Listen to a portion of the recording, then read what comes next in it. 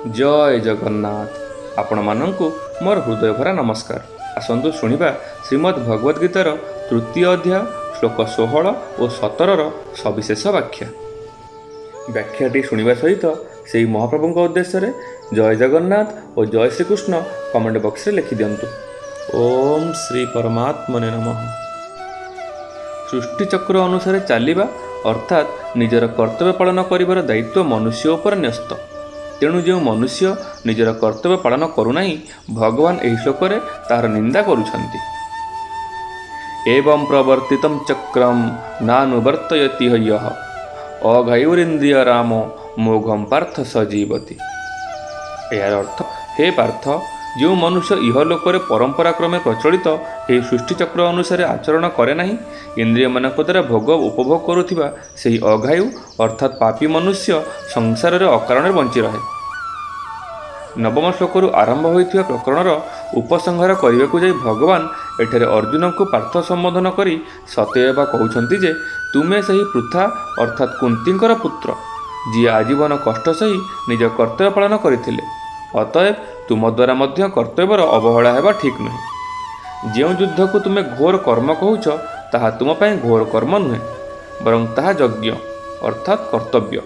ତାହାକୁ ପାଳନ କରିବା ହିଁ ସୃଷ୍ଟିଚକ୍ର ଅନୁସାରେ ଚାଲିବା ଏବଂ ପାଳନ ନ କରିବା ହିଁ ସୃଷ୍ଟିଚକ୍ରର ନିୟମ ଭଙ୍ଗ କରିବା।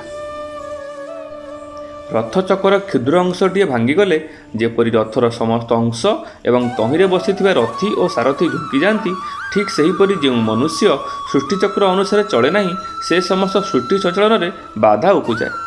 ସଂସାର ଓ ବ୍ୟକ୍ତି ଦୁହେଁ ଅଲଗା ନୁହନ୍ତି। ଯେପରି ଶରୀରର ଅଙ୍ଗପ୍ରତ୍ୟଙ୍ଗ ସହିତ ଓ ଅଙ୍ଗପ୍ରତ୍ୟଙ୍ଗର ଶରୀର ସହିତ ଘନିଷ୍ଠ ସମ୍ବନ୍ଧ ଅଛି, ସେହିପରି ସଂସାରର ବ୍ୟକ୍ତି ସହିତ ଓ ବ୍ୟକ୍ତିର ସଂସାର ସହିତ ଘନିଷ୍ଠ ସମ୍ବନ୍ଧ ଅଛି।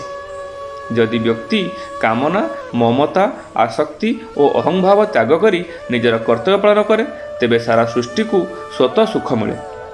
ଯେଉଁ ମନୁଷ୍ୟ କାମନା, ମମତା, ଆସକ୍ତି ଇତ୍ୟାଦିରେ ଯୁକ୍ତ ହୋଇ ଇନ୍ଦ୍ରିୟମାନଙ୍କ ଦ୍ୱାରା ଭୋଗ ଉପଭୋଗ କରେ, ତାହାକୁ ଏଠାରେ ଇନ୍ଦ୍ରିୟରାମ ଅର୍ଥାତ୍ ଭୋଗରେ ରମଣକାରୀ କୁହାଯାଇଛି। ଏପରି ମନୁଷ୍ୟ ପଶୁଠାରୁ ବି ନୀଚ, କାରଣ ପଶୁ ନୂତନ ପାପ କରନ୍ତି ନାହିଁ, ବରଂ ସେମାନେ ପୂର୍ବକୃତ ପାପର ଫଳ ଭୋଗ କରି ନିର୍ମଳତା ଅଭିମୁଖେ ଗତି କରନ୍ତି। କିନ୍ତୁ ଇନ୍ଦ୍ରିୟରାମ ମନୁଷ୍ୟ ନୂତନ ପାପ କରି ପତନର ଅଭିମୁଖୀ ହେବା ସଙ୍ଗେ ସଙ୍ଗେ ସୃଷ୍ଟିଚକ୍ରରେ ବାଧା ଉତ୍ପନ୍ନ କରେ ଏବଂ ସାରା ସୃଷ୍ଟିକୁ ଦୁଃଖ ଦିଏ। ସୃଷ୍ଟିଚକ୍ର ଅନୁସାରେ ଚଳୁନଥିବା ମନୁଷ୍ୟର ଆୟୁ ଓ ଜୀବନ କେବଳ ପାପମୟ, କାରଣ ଇନ୍ଦ୍ରିୟମାନଙ୍କ ଦ୍ୱାରା ଭୋଗ ଭୋଗୁଥିବା ମନୁଷ୍ୟ ହିଂସାରୂପକ ପାପରୁ ରକ୍ଷା ପାଇପାରେ ନାହିଁ। ସ୍ୱାର୍ଥପର, ଅଭିମାନୀ ଓ ଭୋଗ ସଂଗ୍ରହକାରୀ ମନୁଷ୍ୟ ଦ୍ୱାରା ଅନ୍ୟର ଅହିତ ହୁଏ। ତେଣୁ ଏପରି ମନୁଷ୍ୟଙ୍କ ଜୀବନ ପାପମୟ। ଗୋସ୍ୱାମୀ ତୁଳସୀଦାସ ମାନସରେ କହିଛନ୍ତି, ପରଦ୍ରୋହୀ ପରଦାର ରତ ପରଧନ ପର ଅପବାଦ ତେ ନର ପାୱର ପାପମୟ ଦେହ ଧରେ ମନୁଜାତ। ଏହାର ଅର୍ଥ, ଯେଉଁମାନେ ପରଦ୍ରୋହୀ, ପରଦାରରତ, ପରଧନ ଓ ପର ଅପବାଦରେ ଆସକ୍ତ, ସେହି ପାମର ଓ ପାପମୟ ମନୁଷ୍ୟ ନରଦେହ ଧରି ରାକ୍ଷସ ଅଟନ୍ତି। କର୍ତ୍ତବ୍ୟଚ୍ୟୁତ ମନୁଷ୍ୟକୁ ସଭ୍ୟଭାଷାରେ ନିନ୍ଦା ବା ତାଡ଼ନା କରି ଭଗବାନ କହୁଛନ୍ତି ଯେ, ସଂସାରରେ ଏପରି ମନୁଷ୍ୟର ଜୀବନ ବ୍ୟର୍ଥ, ଅର୍ଥାତ୍ ସେ ମରିଗଲେ ଭଲ। ତାତ୍ପର୍ଯ୍ୟ ହେଲା, ସେ ନିଜ କର୍ତ୍ତବ୍ୟ ପାଳନ କରି ସୃଷ୍ଟିକୁ ସୁଖ ଦେଇ ନ ପାରିଲେ ବି ଅନ୍ତତଃ ଦୁଃଖ ତ ଦେଇନଥାନ୍ତା। ନିଜ କର୍ତ୍ତବ୍ୟ ପାଳନ ନ କରୁଥିବା ମନୁଷ୍ୟ ଅନ୍ତତଃ ସୃଷ୍ଟିଚକ୍ରରେ ବାଧା ନ ଦେବା ଉଚିତ। ଏହା ସେମାନଙ୍କର ବଡ଼ ସେବା। ଗୋସ୍ୱାମୀ ତୁଳସୀଦାସ ମଧ୍ୟ କହିଛନ୍ତି, ତେଜ କୃଷାନୁରୋଷ ମହିଷାଏସା ଅଘ ଅବଗୁଣ ଧନ ଧନି ଧନେସା ଉଦୟ କେତ ସମହିତ ସବହିକେ କୁମ୍ଭକରଣ ସମ ସୋବତନୀକେ। ଏହାର ଅର୍ଥ, ଅଗ୍ନି ସମାନ ଏବଂ କ୍ରୋଧରେ ଯମରାଜ ସମାନ, ପାପ ଓ ଅବଗୁଣ ରୂପକ ଧନରେ କୁବରେ ସମାନ, ସମସ୍ତଙ୍କ ହିତକୁ ନାଶ କରିବାରେ ବର୍ଦ୍ଧିଷ୍ଣୁ କେତୁ ସମାନ। ସେମାନେ କୁମ୍ଭକର୍ଣ୍ଣ ଭଳି ଶୋଇ ରହିବା ଭଲ।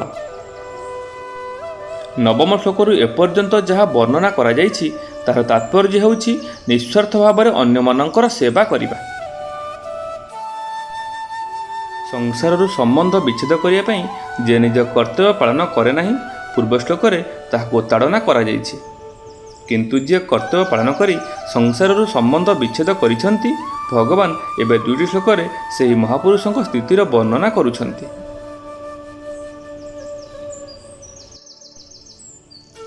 यस्त्वात्मरतिरेव सदात्मतृप्तश्च मानवः आत्मन्येव च सन्तुष्टस्तस्य कार्यं न विद्यते।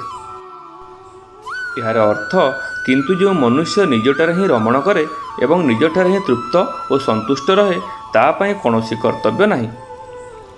पूर्व श्लोक वर्णित स्वकर्तव्य पालन न करुथिबा मनुष्यों अपेक्षा यही श्लोक कर्तव्य कर्म द्वारा सिद्धिप्राप्त महापुरुषों उत्कर्ष दर्शा जाइछि। मनुष्य संसार संगे निजर संबंध रखिथिबा पर्यंत इंद्रियगणक भोगरे और स्त्री पुत्र परिवार आदि रे रति अर्थात प्रीति करे, भोजन रे अर्थात अन्न जल रे तृप्त हुए एवं धन रे संतुष्ट हुए, किंतु एथिरे तार प्रीति तृप्ति और संतुष्टि केवल पूर्ण हुए नहीं किंबा अविरत रहे नहीं। कारण संसार जड़ नाशवान और प्रतिक्षण परिवर्तनशील होउथिबा बेले स्वयं सदा चेतन अविनाशी और अपरिवर्तनशील। तात्पर्य है संसार सहित स्वयं लेशमात्र भी संबंध नहीं। तेणु संसार स्वयं को प्रीति तृप्ति और संतुष्टि मिलिब किपरि? कौनसी मनुष्यर संसार प्रति सर्वदा प्रीति रहे नहीं। यह समस्त अनुभवर कथा। विवाह समय स्त्री और पुरुषर परस्पर प्रति जो प्रीति बा आकर्षण थाए ताहा गोटिए बा दुईटी संतान हेबा परे रहे नहीं। भोजन करिया परे मध्य किछि समय पर तृप्ति प्रतीत हुए। धन प्राप्ति जो मनुष्य को जो संतुष्टि प्रतीत हुए ता क्षणिका मात्र, कारण धन लालसा बढ़ी बढ़ी चले, तेणु निरंतर अभाव लगी रहे। तात्पर्य है संसार प्रीति तृप्ति और संतुष्टि कदापि स्थायी हो रही पारे नहीं। वस्तुतः मनुष्य को सांसारिक वस्तुर प्रीति तृप्ति और संतुष्टि हुए नहीं, केवल प्रतीत हुए। जदि हेउथांता तेबे पुनश्च अप्रीति अतृप्ति एवं असंतुष्टि हुअंता नहीं। स्वरूप प्रीति तृप्ति और संतुष्टि स्वतः सिद्ध। स्वरूप होउछि सत्। सत्रे केबे कौनसी अभाव न थाए एवं अभाव बिना कौनसी कामना जात हुए नहीं। तेणु स्वरूप निष्कामता स्वतः सिद्ध, किंतु जीव भूलवशतः संसार संगे संबंध स्वीकार करिबारु प्रीति तृप्ति और संतुष्टि को संसार रे खोजी बुले एवं सांसारिक वस्तुर कामना करे। मनुष्य कामना करिबा परे जेतेबेले वस्तु मिली जाए सेतेबेले मन भितर थिबा कामना बाहरी जाए। अन्य कामना जात हेबा पूर्वरु किछि क्षण पई तार निष्काम अवस्था आसी जाए एवं तहिरु ताकु सुख मिले। सेही सुख को से भ्रमवशतः सांसारिक वस्तुर मिलिछि बोली भाबिनिए तथा ताहाकु प्रीति तृप्ति और संतुष्टि बोली कहे। जदि वस्तु प्राप्तिर सुख मिलुथांता तेबे सेही वस्तु मिलिबा परे और ताहा थिबा पर्यंत सुख मध्य अविरत रहुथांता। दुख केबे हुअंता नहीं किंबा वस्तुर पुनः कामना हुअंता नहीं। किंतु सांसारिक वस्तुर केबे हेले पूर्ण अर्थात चिरस्थायी प्रीति तृप्ति और संतुष्टि प्राप्त हेउ नथिबारु तथा संसार संगे ममतार संबंध रहुथिबारु से पुनः नुआ नुआ कामना करे। उत्पन्न हेले निजठारे अभाव अनुभूत हुए एवं काम्य वस्तु मिलगला परे निजठारे अपराधीनता अनुभूत हुए। तेणु कामनायुक्त मनुष्य सर्वदा दुखी रहे। एठारे दृष्टि आकर्षण करा जाय पारे जे साधक निष्कामता को से सुखर मूल कारण एवं कामना को दुखर मूल कारण बोली भावे, किंतु संसारासक्त मनुष्य वस्तु प्राप्ति को सुख और वस्तु अप्राप्ति को दुख बोली भावे। जदि आसक्त मनुष्य मध्य साधक परि यथार्थ दृष्टि देखिब तेबे ताकू मध्य स्वतःसिद्ध निष्कामता अनुभव हो पारे। सकाम मनुष्य को कर्मयोगर अधिकारी बोली कह जाइछि। सकाम मनुष्यंकर संसार ही प्रीति तृप्ति और संतुष्टि हुए। तेणु कर्मयोग द्वारा सिद्धिप्राप्त महापुरुषों स्थितिर वर्णना करने को जाई भगवान कहउछंती तांकर प्रीति तृप्ति और संतुष्टि सकाम मनुष्यों परि संसार हुए नहीं, बरं निजठारे अर्थात स्वरूप हुए, जहाँकि स्वतः सिद्ध। वस्तुतः प्रीति और संतुष्टि भिन्न भिन्न न होइतिले मध्य संसार संबंध हेतु भिन्न भिन्न प्रतीत हुए। तेणु संसार संबंध विच्छिन्न होईगले एकमात्र तत्व अर्थात स्वरूप ही से महापुरुषों प्रीति तृप्ति और संतुष्टि हुए। मनुष्य पर विधान करा जायथिबा समस्त कर्तव्य कर्मर उद्देश्य हेउछि परम कल्याण स्वरूप परमात्मा प्राप्ति।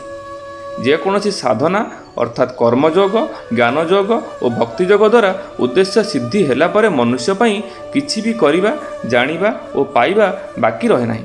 यह है मनुष्य जीवनर परम सफलता।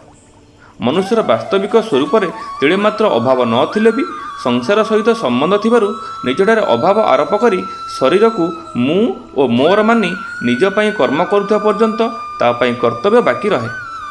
କିନ୍ତୁ ଯଦି ସେ ନିଜ ପାଇଁ କିଛି ନ କରି ଅନ୍ୟମାନଙ୍କ ପାଇଁ ଅର୍ଥାତ୍ ଶରୀର, ଇନ୍ଦ୍ରିୟ, ମନ, ବୁଦ୍ଧି ଓ ପ୍ରାଣ ପାଇଁ, ମାତା, ପିତା, ସ୍ତ୍ରୀ, ପୁତ୍ର ଓ ପରିବାର ପାଇଁ, ସମାଜ ପାଇଁ, ଦେଶ ପାଇଁ ଏବଂ ଜଗତ ପାଇଁ ସମସ୍ତ କର୍ମ କରେ, ତାହାହେଲେ ସଂସାରରୁ ତା'ର ସମ୍ବନ୍ଧ ବିଚ୍ଛିନ୍ନ ହୋଇଯାଏ।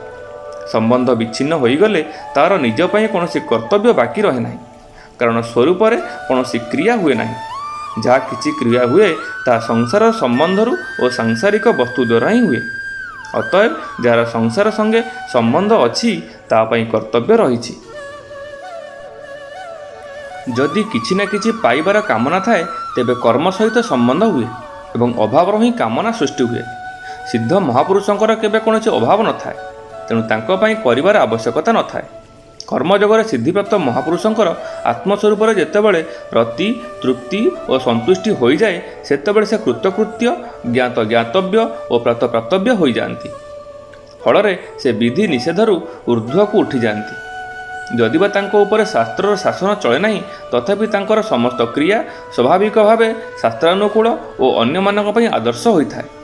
କିଛି କରିବାକୁ ବାକି ନଥିଲେ ବି ସେହି ମହାପୁରୁଷଙ୍କ ଦ୍ୱାରା ଲୋକ ସଂଗ୍ରହ ନିମନ୍ତେ ସ୍ୱତଃ କ୍ରିୟା ହୁଏ। ଯେପରି ଆଖି ପଲକ ପଡ଼ିବା, ଶ୍ୱାସ ପ୍ରଶ୍ୱାସ ଚାଲିବା, ଖାଦ୍ୟ ଜୀର୍ଣ୍ଣ ହେବା ପ୍ରଭୃତି କ୍ରିୟା ସ୍ୱତଃ ହୁଏ, ସେହିପରି ମହାପୁରୁଷଙ୍କ ଦ୍ୱାରା ସମସ୍ତ ଶାସ୍ତ୍ରାନୁକୂଳ ଆଦର୍ଶ ରୂପକ କ୍ରିୟା ମଧ୍ୟ ସ୍ୱତଃ ହୁଏ। କର୍ମଯୋଗୀ ନିଃସ୍ୱାର୍ଥ ଭାବରେ କେବଳ ସଂସାରର ସେବା ପାଇଁ ସମସ୍ତ କର୍ମ କରନ୍ତି।